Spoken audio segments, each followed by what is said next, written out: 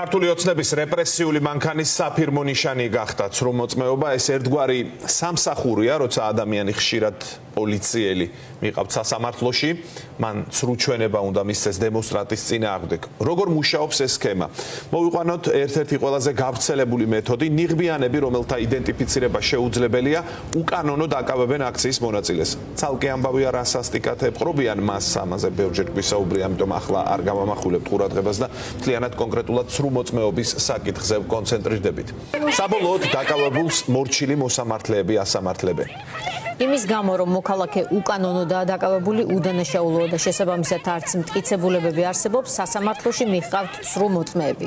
ვინაიდან რეალური უკანონოდ დამკავებლები ხშირ შემთხვევაში მოძალადეები ნიღბებში იყვნენ, მათ რეჟიმი ათავისუფლებს დამატებითი ტვირთისგან, პროცესზე კი პოლიციელებს ქსავნის.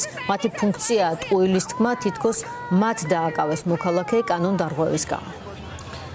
სხვადასხვა მედია საშუალებამ თავი მოუყარა დიდი რაოდენობით მასალაზე. მაგალითად, რადიო თავისუფლება ესაუბრა მიხეილ ზაქარეიშვილს, რომელიც რუსთაველზე რობოკოპებმა დააკავეს და სცემეს. სასამართლოს სხდომაზე კი ორი პოლიციელი დაახვედრეს, ლაშა ცერცვაძე და ილია კენჭიაშვილი. ისინი ამტკიცებდნენ, რომ ზაქარეიშვილი პოლიციის მოთხოვნას არ ემორჩილებოდა და შეურაცხყოფას აყენებდა. ეს ტყუილი მოსამართლეს სჭირდება, რომ შემდეგ მოქალაქე კანონდარღვევა ცნოს. მართლაც ზაქარეიშვილს სოლიდური ფინანსური ჯარიმა დააკისრეს. სინამდვილეში პოლიციელი ცერცვაძე ზაქარეიშვილმა ცხოვრებაში პირველად ნახა, სწორედ სასამართლო დარბაზში. კენჭიაშვილი კი მეორე, თუმცა არა დაკავების დროს, არამედ პოლიციის სამმართველოში და არა რუსთაველზე. ასე იკვრება დამნაშავეთა წრე, უკანონო დამკავებლები, მართლაც სასამართლოში გამოცხადებული ცრუმოწმეები და მოსამართლე. ცრუმოწმეები მიიყვანეს ნუცა მახარაძის სასამართლოს სხდომაზეც. მოქალაქე რესტორან ბაბილოსთან დააკავეს. ეს ის დღეა, როცა მოსამართლეები ქეიფობდნენ, საზოგადოება კი აქციას მართავდა. პროცესზე პოლიციელები ნინო მელაძე და გიორგი კალანდაძე გაგზავნეს. ორივე ცრუმოწმე იყო. ნუცა მახარაძემ რადიო თავისუფლებას უთხრა, რომ პოლიციელი ნინო მელაძე პირველად სულ სხვა ადგილზე, კახეთის გზატკეცილზე, შინაგან საქმეთა სამინისტროს შენობაში ნახა.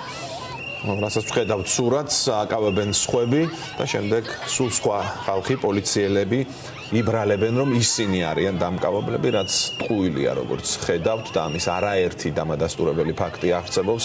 მეღვინეების, ძმების ერეკლე და გიორგი ლოლაძების ისტორია. მათ ნიღბიანებმა სასტიკად სცემეს, გიორგი ლოლაძე დააპატიმრეს, შემდეგ კი 2300 ლარი დააჯარიმეს. აქაც ანალოგიური სურათი გვაქვს. სასამართლოს სხდომაზე პოლიციელები ზვიად მარგველანი და გიორგი გულბანი გამოცხადდნენ და ცრუჩვენებები მისცეს. ცხადია, მოსამართლემ მათ ტყუილს დაეყრდნო და ლოლაძე დამღვევაცნო. ალექს მაჭავარიანი ხვება ისტორიას, რომელსაც სხვა ამბებისგან ვერ გაარჩევთ. ხელწერა არ იცვლება. დაკავებული სასამართლოზე პოლიციელები გიორგი აფციაური და თენგო ჩიტაური გამოცხადდნენ. აფციაური მაჭავარიანს ნანახი ჰყავს პოლიციის განყოფილებაში, ჩიტაური კი პირველად სასამართლოზე. სინამდვილეში მაჭავარიანის ნიღმიანებმა დააკავეს. პოლიციელებმა ვერ მოახერხეს იდენტური ტექსტების ზუსტად გამეორებაც კი. მოსამართლემ ცხადია, ცრუმოწმეებს დაუჯერა და მაჭავარიანს პატიმრობა შეუფარდა. ცრუმოწმეების სია გრძელია, მათი ნაწილი არასამთავრობო ორგანიზაციებმაც გამოავლინა. აი ზოგიერთი მათგანი გიორგი ჩერაქიშვილი, თორნიკე მენაბდე, სულხან კიკნაძე, რევაზ წურწუმია, ზვიად მარგველანი, ზურაბ ღარიბაშვილი, დავით მარუაშვილი, ოთარ გელაშვილი. ცრუმოწმეების რაოდენობა ყოველდღიურად იზრდება, რადგან რეჟიმს უფრო და უფრო მეტი ადამიანი ყავს დასასჯელი. პოლიცია ფაქტობრივად ცრუმოწმეების ინსტიტუტად აქციეს.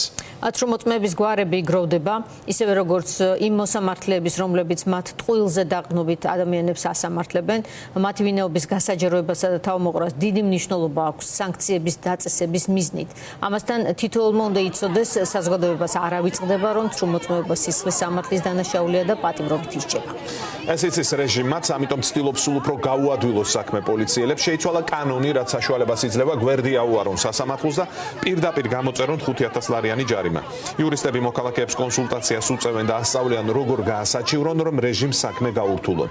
ამ ჯარიმებს მოქალაქეებს სოლიდარობის ფონდები მსუბუქებდა, სწორედ ამიტომ ივანიშვილმა ისინი დააყადაღა, დამფუძნებლებს კი რეპრესიებით დაუპირისპირდა, მათ შორის შორის სახლებში შესვლით. საზოგადოებამ გამოსავალი აქაც იპოვა. ალტერნატიული ფონდები ქვეყნის ფარგლებს გარეთ ფუძნდება. ერთი სიტყვით, მოქალაქის ჩაგვრის ჯაჭვი იწყება ნიღბებიანი პირებით, გრძელდება ცრუ მოწმეებით, შემდეგ მოსამართლე, ბოლოს კი ფონდების ყადაღა. რეჟიმი ყველა მეთოდს იყენებს, რომ ადამიანი დასაჯოს, პროტესტი კი გატეხოს. ამას ხალხი ისევ სოლიდარობას უპირისპირებს.